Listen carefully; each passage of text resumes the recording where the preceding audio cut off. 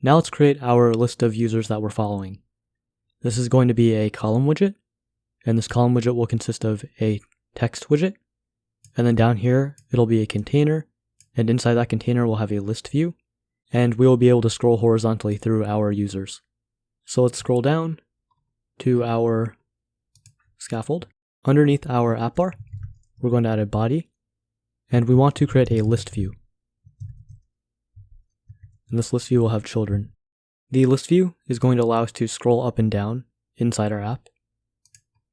So now we can add the column widget. The column will have children, and the first child will be the text following with the style, text style, font size 24.0, font weight.bold, and letter spacing 2.0. And hit save. In order to have the text align on the left side of the screen, we need to add cross-axis alignment to our column, cross-axis alignment.start. And then we can add some padding to our text by wrapping our text widget, hitting Command period on Mac, add padding, edge insets.from left top right bottom, 20.0, 20.0, 20.0, and the bottom will be 10.0. Then hit save. Underneath our text, we're going to need to have a container, and we need a container to specify the height of our list view. Because if we don't wrap our list view in a container, then we're going to get an error. So let's make the height of our container 80.0. And we'll set the color to red for now, so we can see it. And then the child will be a list view builder, and using awesome Flutter snippets, I can just do list view B and hit enter. The item count will be users.length, and we import users from our data.dart file. As we can see in data.dart, we have the list of users right here, each with a profile image that we're going to display. We can remove the extra comma, and then inside the item builder, we're going to instantiate a user, and the user will be equal to users index. And remember to import the user class. And for now, we can just return an image widget that takes an image, asset image, user.image URL. And then we see our list view. It's scrolling vertically. And the way we can change this is by going inside our list view builder and adding scroll direction, axis.horizontal, and hitting save. And now we see all the images left to right. Let's edit the image here. We want to make it smaller, so we're going to edit the height, 60.0, and the width will make 60.02. And then to make the images take up the entire box, all we need to do is add fit, boxfit.cover. If we look at our UI, we see that we need to get these images into circles with a border.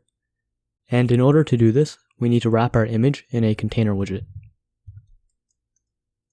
The container will have margin, edge, insets.all 10.0.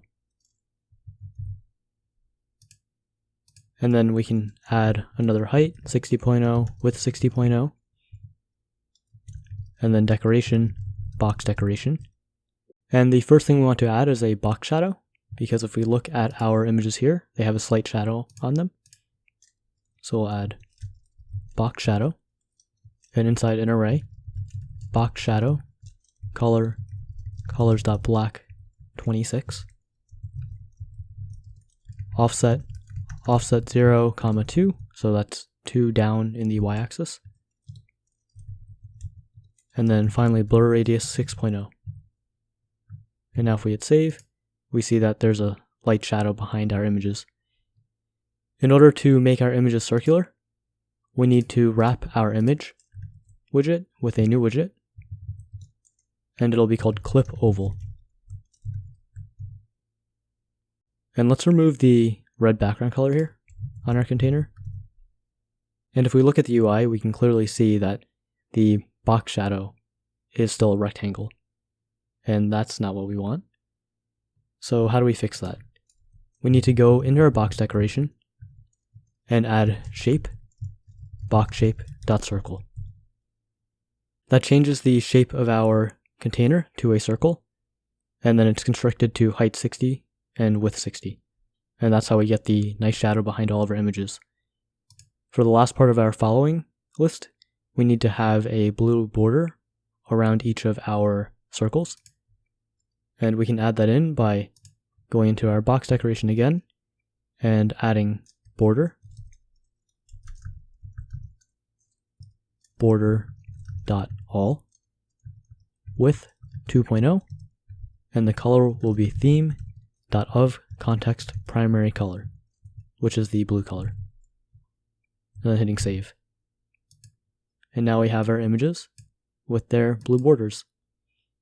And then I noticed that the padding here is not aligned, so we can easily fix that by just adding a padding property to our ListView builder, edge insets.only, and we know that the following is 20.0 from the left, so for our padding in our ListView builder, we only need to do left 10.0, because each of our containers has a margin of 10.0, so 10 plus 10 is 20, and that moved it over enough. And if we ever wanted to click on any of these users and go to their profile, we can go down to our container here and wrap this in a new widget, gesture detector,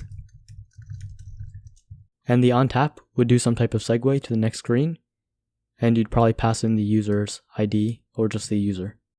Let's hit save, and to make our code a lot cleaner, let's cut out this column, and we're going to replace it with a widget called following users. And then inside widgets, we'll make a new file called following_users.dart. This will be a stateless widget, following users. And remember to import material.dart. In the return, we'll just paste what we cut, and then add the colon at the end. And now if we import the user class, and also import data.dart, hit save, go back to home screen, we can import following users, save, and we see that our list of users is still here. And now we don't need to have user model here.